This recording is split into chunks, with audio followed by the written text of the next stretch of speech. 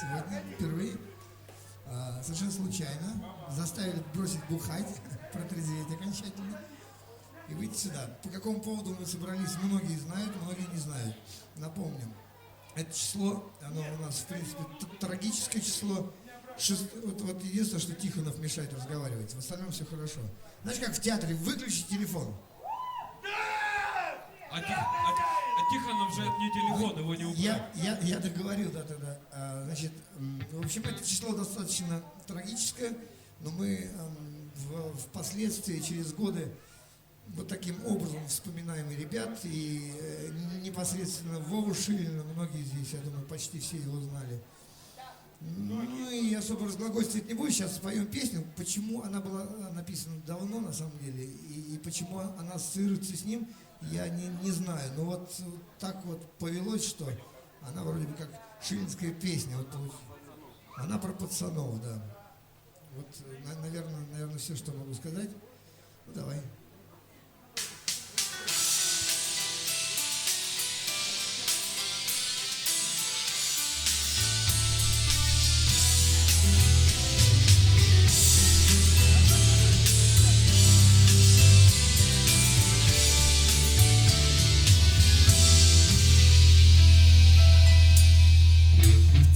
Чёрная залетела в дом ранним утром на медной заре.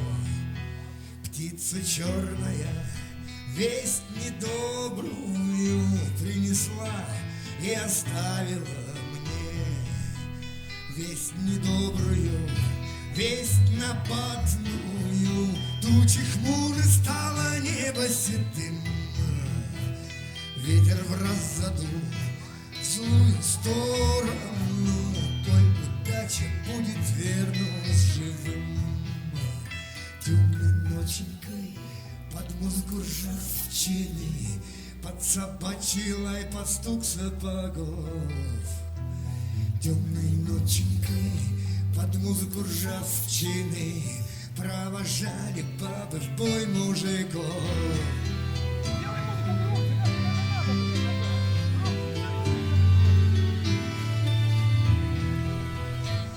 Прощай, жена, и прости меня, оказался недолгим наш путь. Сказаны слова, сделаны дела, и что было, того не вернуть. Прости меня, да ты встань с колен и не плачь, даром слез ты не лей. За тебя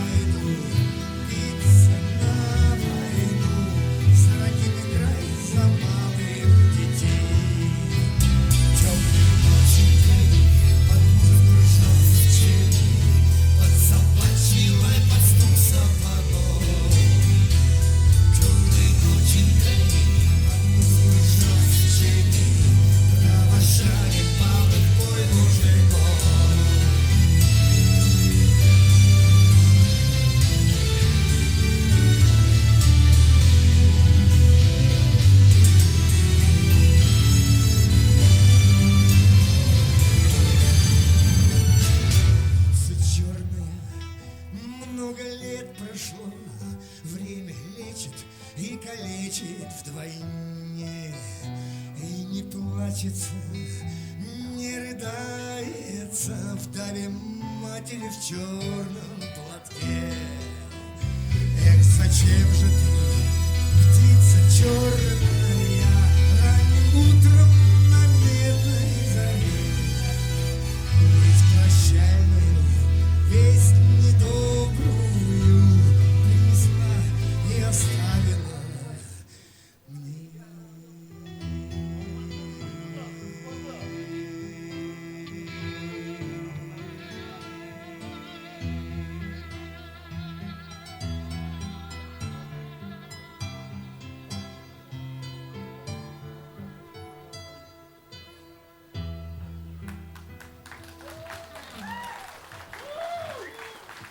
Спасибо. Светлая память нашим ребятам.